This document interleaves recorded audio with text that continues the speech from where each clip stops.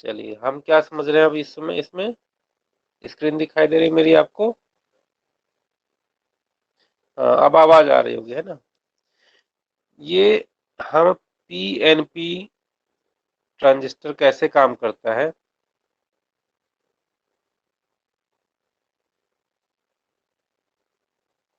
उसकी वर्किंग समझेंगे। ठीक है, पीएनपी ट्रांजिस्टर की वर्किंग। तो देखिए, थोड़ा सा लंबा है लेक्चर।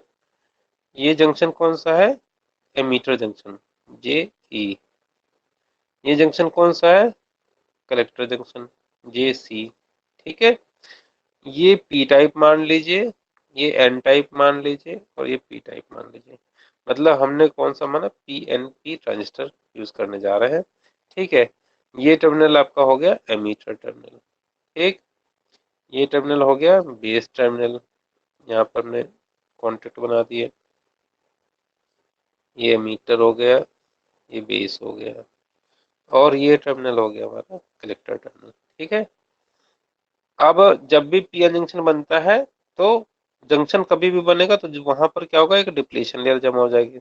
यहाँ डिप्लीशन लेयर आप शो कर सकते हैं, बारीक बारीक डॉटेड लाइन से डिप्लीशन लेयर आपने शो कर दिया। ठीक है, इधर भी जंक्शन जेसी पर भी एक ऐसी डिप्लीशन लेयर बन जाएगी। ठीक, अब अगर आप एक्चुअल बनाना चाहें, एक्चुअल डिप्लीशन लेयर, तो आप देखें, आप मैंने बताया था डोपिंग कंसंट्रेशन अगर ज्यादा हो जाती है ना, जिस साइड की डोपिंग कंसंट्रेशन, जैसे यहाँ पर क्या है, इस एमीटर रीजन की, इस रीजन की डोपिंग कंसंट्रेशन ज्यादा है इस बेस रीजन से, तो होगा क्या कि ये डिप्लीशन परत जो यहाँ बन रही है इतनी मोटी सी, ये मोटाई यहाँ पर कम होगी, इधर की साइड में ज्यादा होगी। ठीक है, तो डिप्लीशन परत इधर आप इतनी मोटी बना सकते हो। मैं अभी छेड़ना नहीं चाह रहा इसको, क्योंकि मुझे भी करंट बताना है। तो इतनी मोटी करीब डिप्लीशन परत आप बनाएंगे, क्योंकि डोपिंग कंसंट्रेशन इधर जिधर ज्यादा होती है ना, उधर डिप्लीशन परत की मोटाई कम होती है, और दूसरी तरफ जिधर डोपिंग कंसंट्रेशन कंपेरेटिवली कम है, तो उधर डोपिंग उधर डिप्लीशन परत की चौड़ाई बढ़ जाती है। ठीक है, और यही कहानी यहाँ पर है। बेस के कंपैरिजन में कलेक्टर पर डिप्लीशन परत, तो कलेक्टर की कंसंट्रेशन ज्यादा है, तो यहाँ भी यही होगा। लेकिन इस विड्थ में और इस विड्थ में क्या अंतर होगा कि ये वाली विड्थ जो है जंक्शन जेसी वाली जो विड्थ है बेस में, वो कम होगी, और ये वाली विड्थ थोड़ी ज्यादा होगी। तो फिजिकली हम इस तरीके से मतलब ये समझ सकते हैं कि भाई अगर इस ये सर्किट बना हो तो ये आपका ये फिजिकल स्ट्रक्चर है, तो ये आपकी विड्थ बनेगी। अब बात समझते हैं, इसको हम बायसिंग करते हैं। तो मैं जो समझाने जा रहा हूँ वो कैसा है, यहाँ पर बायसिंग हम किस तरीके से करेंगे? Emitter base junction forward bias. Emitter base junction कौन सा? ये वाला junction, junction JE forward bias. और कलेक्टर बेस्ड जंक्शन, ये वाला collector base junction J C भी लिख दो या जे सी लिख दो। तो इस जंक्शन को हम रिवर्स बायस करेंगे। अब पहले जेई को फॉरवर्ड बायस करने के लिए, क्योंकि यहाँ पर पी है, तो इसको हमें बैटरी के पॉजिटिव सिरे से जोड़ना पड़ेगा। सही बात है। फिर अब ये वाला जो है, इस और इसको हमने नेगेटिव से जोड़ दिया, तो ये पी, ये एन नेगेटिव जुड़ गया, ये पी जो है ये पूरा इधर से होकर हुए पॉजिटिव से जुड़ गया, तो जंक्शन जेई मेरा फॉरवर्ड बायस हो गया। ठीक है, जंक्शन जेई कैसा हो गया? Junction JE forward bias. Junction JE से कैसा करना है मुझे? Reverse bias. तो मैंने यहाँ पर एन साइड में पॉजिटिव जोड़ा और पी साइड में नेगेटिव जोड़ा। यहाँ थोड़ी बैटरी मुझे पावरफुल लगानी पड़ेगी, क्योंकि मेरा यहाँ से नेगेटिव आ रहा है, तो यहाँ से पॉजिटिव इसके सापेक्ष। देखो यहाँ पर ये जो नेगेटिव वोल्टेज है और यहाँ भी नेगेटिव वोल्टेज है, तो ये वाला ज्यादा नेगेटिव करना पड़ेगा इसकी तुलना में, ये वाला पॉइंट ज्यादा नेगेटिव इसकी तुलना में, तब जा करके ये पी एन जंक्शन जो यहाँ पर है वो रिवर्स बायस हो पाएगा। इसीलिए यहाँ पर दो बैटरी दिखा रखी है, ये एक बैटरी दिखा रखी है। ठीक है, मतलब दो सेल दिखा रखे हैं और यहाँ एक सेल दिखा रखे हैं, ये भी मान सकते हैं। और बैटरी है तो पावरफुल बैटरी है यहाँ पर, ये लेस पावरफुल बैटरी। ठीक है, ये बात समझ गए आप मेरे ख्याल से। अब होगा क्या जब आपने इसको फॉरवर्ड बायस किया? तो यहाँ मेजोरिटी कैरियर कौन है पी साइड में, बता सकते हैं आप कोई? एमीटर में मेजोरिटी कैरियर कौन है, कौन बता सकता है? बताया जरा, एमीटर में मेजोरिटी कैरियर कौन है? कोई बता सकता हो तो बताए। ये पी टाइप मटेरियल है, एमीटर में मेजोरिटी कैरियर कौन है? होल। बिल्कुल सही, होल्स। तो होल्स यहाँ पर मेजोरिटी कैरियर है। तो जब आपने फॉरवर्ड बायस किया तो होल्स जो है इस साइड से पी टाइप से एन टाइप की तरफ, बेस की तरफ गति करेंगे। ठीक है, तो यहां से मान लीजिए कैपिटल एक्स होल निकल गए, यहाँ पर, यहाँ से निकल गए, वो यहाँ पहुंचे। ठीक, ठीक है। अब क्या है, ऐसे ही यहाँ बेस में जो है ये एन टाइप है, एन टाइप में इलेक्ट्रॉन्स जो होंगे वो इधर गति करेंगे, है ना, वो इधर आएंगे। ठीक है, तो यहाँ पर ये इलेक्ट्रॉन्स मान लो स्मॉल वाई आए, तो देखो एक्स होल तो यहाँ चले गए, तो यहाँ पर एक्स होल कम पड़ गए, और वाई इलेक्ट्रॉन इधर चले आए, बेस से एमिटर की तरफ चले आए, तो उन्होंने वाई होलों को भर दिया। क्योंकि होगा क्या, इलेक्ट्रॉन जब यहाँ आएंगे तो वो होल की जगह पर तो इकट्ठे होंगे, तो होल एंगेज हो जाएंगे। हाँ बेटे, हाँ हाँ, तो होल एंगेज हो जाएंगे यहाँ पर। ठीक है, तो वाई होल भर जाएंगे। ये बात समझ में आती है आपको? यहाँ से एक्स होल चले गए, ठीक, यहाँ पर वाई इलेक्ट्रॉन आए, तो उन्होंने वाई इलेक्ट्रॉनों ने क्या किया, वाई होल को भर दिया। तो हमारे पास एमीटर में क्या हुआ, एमीटर जो हमारा साइड है, एमीटर लेयर में क्या हुआ, एमीटर लेयर में एक्स होल कम पहले इधर से चले गए थे, और वाई होल इसने खत्म कर दिए। ठीक बात, ये बात मेरे ख्याल से समझ में आ गई आपको। तो एमीटर लेयर में एक्स प्लस वाई होल हमारे कम हो गए। ठीक है, खैर, इसको इसको सप्लाई करने के लिए हमारा बैटरी जो है यहाँ से सप्लाई दे देगा इतने होल। ठीक है, तो यहाँ से इतने हमारे पास होल कम पड़ गए, तो हमारे यहाँ से होल आ करके इतने होल्स यहाँ पर पूरे होंगे, तो इसका मतलब यहाँ पर धारा इस तरीके से बंद हो जाएगी। ठीक है, तो इस प्रकार से यह इलेक्ट्रॉन एमीटर के क्रिस्टल परमाणु के सहसंयोजक बंध टूटने से उत्पन्न होते हैं। इतनी संख्या में होल भी उत्पन्न होंगे, इससे बाहरी परिपथ में एमीटर धारा प्रवाहित होगी तथा इसकी दिशा एमीटर टर्मिनल की ओर होगी। ठीक है, तो दिशा जो है वही पॉजिटिव टर्मिनल है, तो दिशा भी आपकी ऐसे आ जाएगी, आई ई कन्वेंशनल दिशा है ये।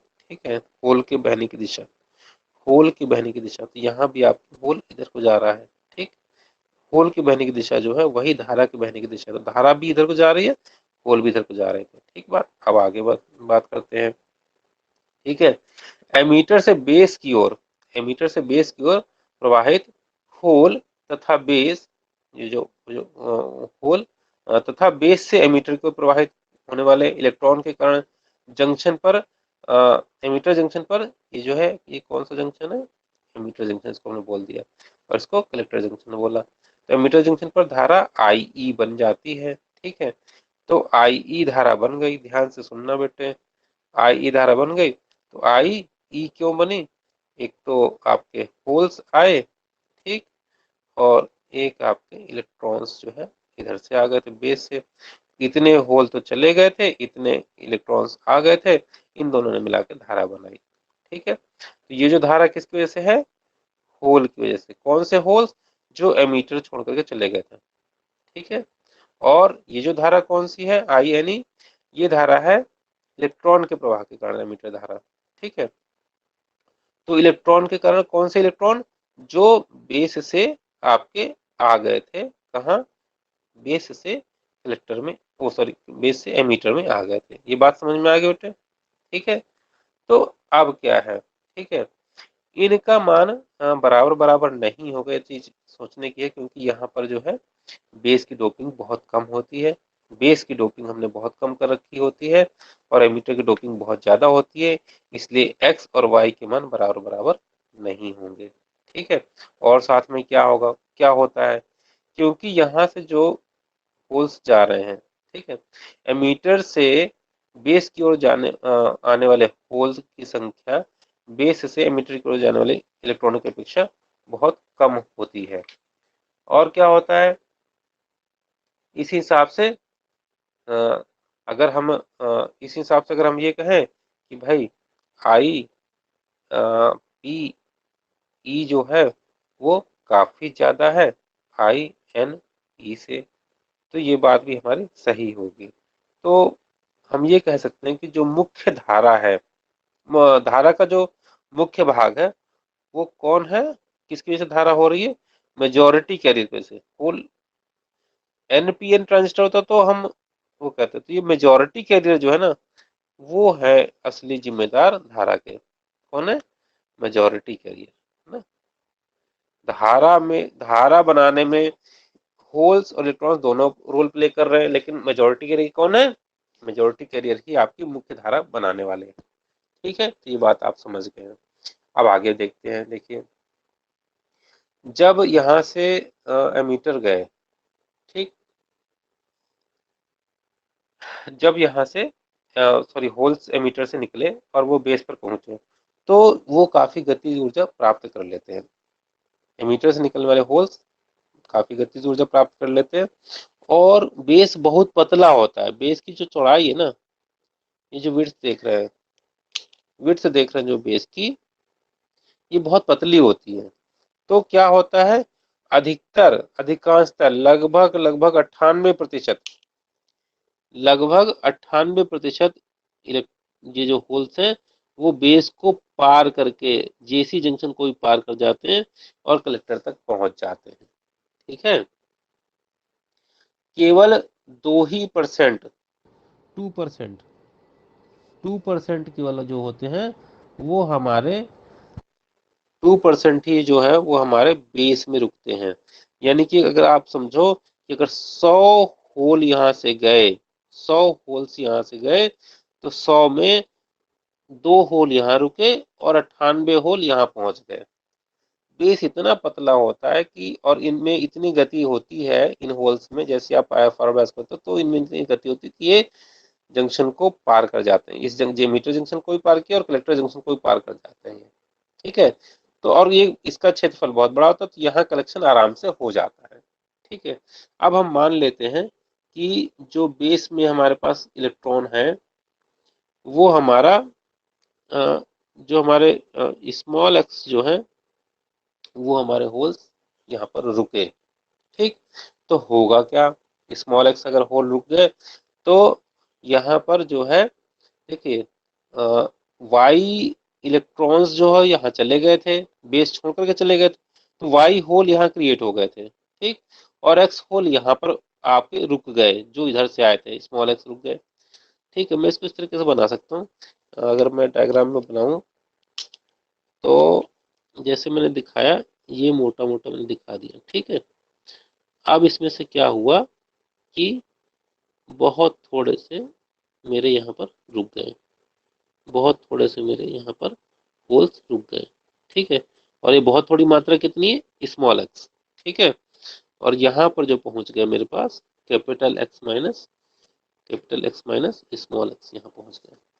तो मेरी चीज समझ में आ रही होगी आपको कि कैपिटल एक्स चले थे यहाँ से होल्स, स्मॉल एक्स बेस में रुक गए क्योंकि बेस बहुत पतला होता है, बहुत थोड़े से। ये स्मॉल एक्स है कितना, वास्तव में 2%, 2% करीब करीब, तो 2% रुके, बाकी यहाँ पर ये यहाँ पर इतने होल्स जो है वहां पहुंच गए कलेक्टर में। अब यहाँ पर होल्स ये एक्स स्मॉल एक्स आ गए और यहाँ से वाई इलेक्ट्रॉन्स चले गए थे, क्योंकि जब आपने इसको जंक्शन फॉरवर्ड किया तो यहाँ पर क्या हुआ, वाई इलेक्ट्रॉन्स यहाँ चले गए थे, तो यहाँ वाई होल्स क्रिएट हो गए। तो बेस में जो है, बेस की अगर स्थिति समझें, बेस में हम अगर स्थिति समझें तो बेस में क्या हुआ, बेस में एक्स होल तो आए कहाँ से, जो एमीटर वाले भाग के, एमीटर वाले जंक्शन पार करके आए थे, केवल स्मॉल एक्स ही वहां पर पहुंचे। हमने स्मॉल एक्स से रिप्रेजेंट किया क्योंकि बहुत कम वैल्यू थी। और वाई इलेक्ट्रॉन्स छोड़ के चले गए थे, तो उन्होंने वाई इलेक्ट्रॉन्स छोड़ा, तो इलेक्ट्रॉन्स मतलब बेस छोड़ के चले गए, तो वाई होल यहाँ क्रिएट हो गए। एक्स होल आए और वाई होल और क्रिएट हो गए। तो बेस में जो है एक्स प्लस वाई जो है चार्ज कैरियर आपके मूव कर रहे हैं। ठीक है, तो अब ये एक्स प्लस वाई जो है, इतने इतने इलेक्ट्रॉन्स जो है वो यहाँ से हमारे आने चाहिए। सॉरी, यहाँ पर ये देखिए, इतने एक्स प्लस वाई होल्स हमारे पास, ये क्या है, इतने होल्स हमारे बेस में है। ठीक है, इन होल्स को भरपाई के लिए यहाँ से इलेक्ट्रॉन्स जाएंगे इधर को। ठीक, तो अब इलेक्ट्रॉन अंदर को मूव करना चाहिए, तो होल्स बाहर को मूव करेंगे, तो हम धारा की दिशा कैसे शो करेंगे? धारा की दिशा बाहर को आती हुई शो कर देंगे। ठीक है, क्योंकि धनात्मक की दिशा शो करते हैं ना हम, तो इसमें हम आई बी जो है बाहर को शो कर देंगे। ठीक है, ये आगे बात। अब यहाँ पर पहुंचते हैं।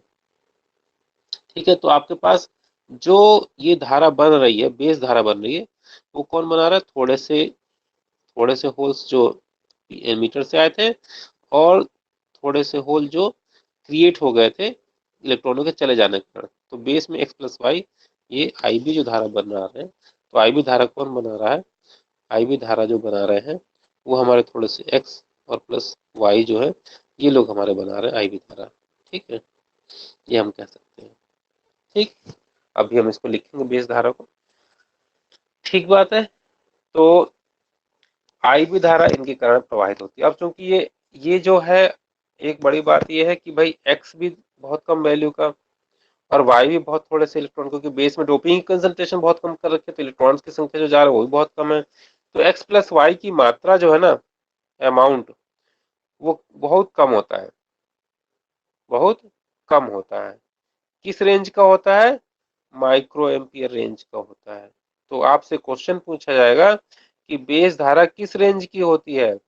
वो लगभग लगभग माइक्रो एम्पियर रेंज की होती है। एमीटर धारा अगर मिली एम्पियर रेंज की है, कलेक्टर धारा मिली एम्पियर रेंज की है, तो बेस धारा माइक्रो एम्पियर रेंज की होगी। ठीक है, तो आपको मेरे ख्याल से ये बात समझ में आ गई होगी। ठीक है, तो अब क्या हुआ, यहाँ पर आगे समझते हैं कि ज्यादातर तो यहाँ पहुंच गए इलेक्ट्रॉन्स, वो सॉरी होल्स, एमीटर से निकले, थोड़े से होल्स यहाँ रुके, बाकी होल्स यहाँ पहुंच गए।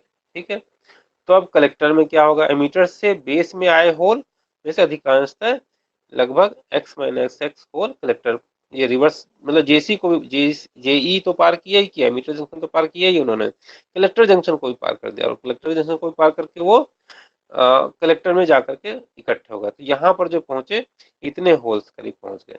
ठीक है, अब क्या होगा यहाँ पर? इतने होल्स की भरपाई के लिए क्या होगा?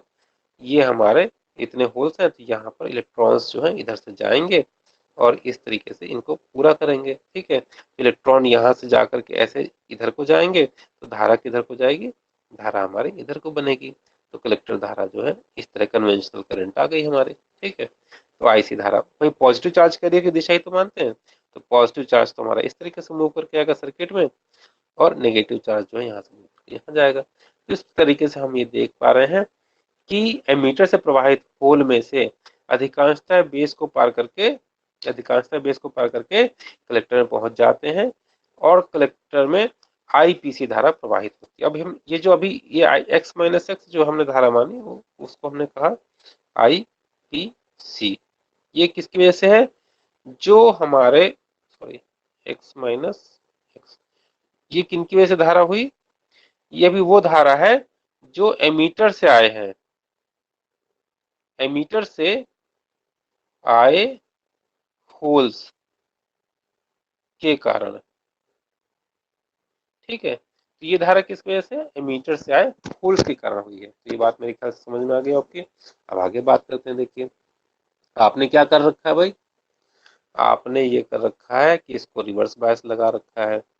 ठीक है, आपने जंक्शन जेसी को रिवर्स बायस लगाया हुआ है ना, देखिए रिवर्स बायस किया हुआ जंक्शन जेसी को।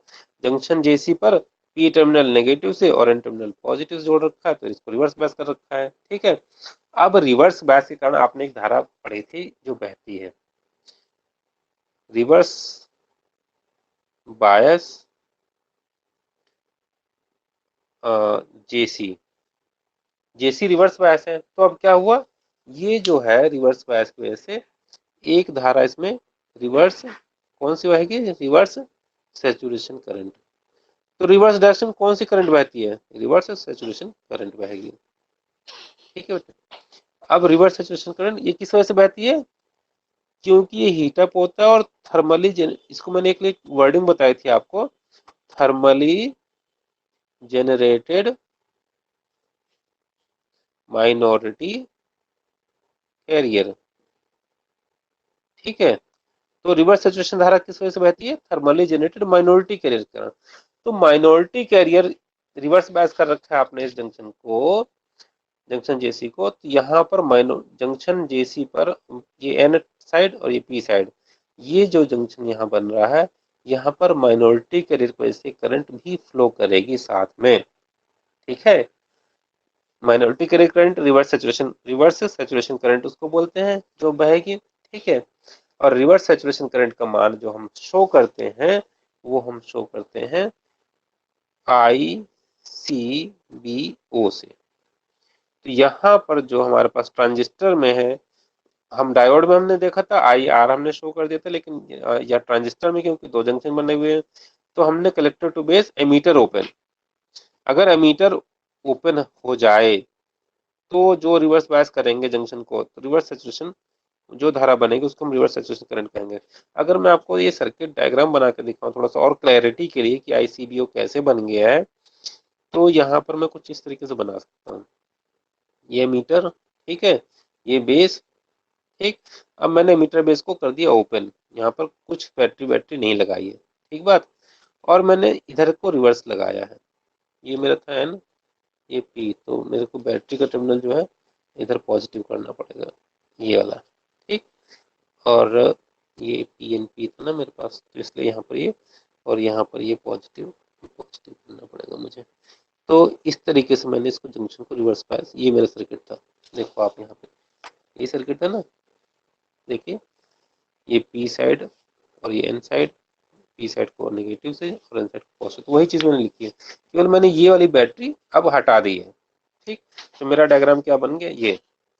अब ये जो है मेरा जंक्शन जेसी रिवर्स बायस हो गया है, ठीक है, जंक्शन जेसी हो गया रिवर्स बायस। देख रहे हैं आपको, बैटरी का नेगेटिव सिरा डायोड के पी सिरे से, बैटरी का एन सिरा डायोड के पॉजिटिव सिरे से, सॉरी डायोड का एन सिरा बैटरी के पॉजिटिव सिरे से। तो आपको ये जंक्शन होगा रिवर्स बायस। अब रिवर्स बायस होगा तो इसमें कौन सी धारा बहेगी? Thermally generated minority carrier. ये याद करने के लिए मैंने बता रखा है कि टेम्परेचर बढ़ेगा, रिवर्स बायस किया आपने, टेम्परेचर बढ़ा तो माइनॉरिटी कैरियर क्रिएट हुए यहाँ पर, वो माइनॉरिटी कैरियर यहाँ मूव करेंगे और वो धारा बनाएंगे, माइनॉरिटी कैरियर आपकी धारा बनाएंगे, ठीक है। तो जो कलेक्टर की धारा होगी वो दो तरीके से होगी। अब कलेक्टर की धारा की दिशा की बात कर लेते हैं, बड़ी अच्छी बात है। माइनॉरिटी कैरियर यहाँ पी साइड माइनॉरिटी कैरियर कौन है, कोई बता सकता है? पी साइड में माइनॉरिटी कैरियर कौन होते हैं? इलेक्ट्रॉन। इलेक्ट्रॉन्स, बहुत सही बेटे, इलेक्ट्रॉन्स। और एंड साइड में माइनॉरिटी कैरियर कौन होते हैं? होल्स। ठीक, तो वेरी गुड। तो अब यहाँ पर इलेक्ट्रॉन्स जो हैं, तो यहाँ तो इलेक्ट्रॉन्स हैं तो इधर भी इलेक्ट्रॉन्स, तो इधर को भागेंगे इलेक्ट्रॉन्स, तो ठीक। और इलेक्ट्रॉन्स इधर को भागे तो धनात्मक आवेश किधर को भागेगा? इधर को भागेगा, इस तरीके से धनात्मक आवेश भागेगा, इस तरीके से। तो धारा की दिशा जो है धनात्मक आवेश की दिशा में हम मानते हैं। तो जो रिवर्स सैचुरेशन की धारा की दिशा बनेगी, ये जो हम जिसकी बात कर रहे हैं ICBO की, इसकी दिशा क्या होगी? इस साइड में होगी, ठीक है। और अभी आपने देखा था जो IC था उसकी भी धारा की दिशा इधर को ही थी, बाहर को निकल रही थी कलेक्टर टर्मिनल से, है ना। और यहाँ भी कलेक्टर टर्मिनल से बाहर निकल रही है। तो कलेक्टर टर्मिनल पर दो तरीके से धारा मिली हमें। एक तो ये धारा किसकी वजह से, जो एमीटर से आए थे होल्स और थोड़े बहुत बेस में रुक गए थे, और बचे के एक्स माइनस एक्स जो थे, बहुत सारे जो थे 98% लगभग थे, वो तो हो गए कलेक्टर में, उनकी वजह से धारा बन गई एक तो, ठीक है। तो ये होल्स की वजह से धारा हो गई। और जो एमीटर से आई करंट, मतलब मेजर पार्ट तो ये हो गया, लेकिन एक माइनर पार्ट क्या हुआ, एक ये धारा रिवर्स क्योंकि हमने कर रखा है इस वाले जंक्शन को, तो रिवर्स सैचुरेशन करंट की वजह से भी धारा बन रही है, उस धारा को ICBO नाम दिया, ठीक है, ICBO नाम दिया। तो अब वो क्या हुआ, अब करंट टोटल कितनी हो गई करंट आपकी, IC प्लस ICBO, टोटल धारा कितनी हो गई, IC प्लस ICBO। तो मैं यहाँ लिखना चाहूंगा इसको IC, दिख रहा है आपको, IC is equal to, total IC कितनी हो गई, एक तो वो जो एमीटर से आए थे उसको IPC नाम दे दिया, और एक वो जो आपने जंक्शन जेसी को रिवर्स बायस कर रखा है वो वाली धारा। तो आईसी का जो मान है ये दो चीजों पर डिपेंड कर रहा है।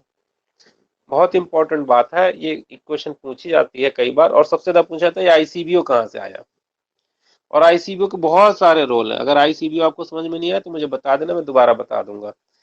आईसीबीओ के बहुत इंपॉर्टेंट रोल है, बहुत सारे रोल हैं, अभी बहुत इसका यूज आएगा, इसको बहुत ज्यादा याद रखना है आपको।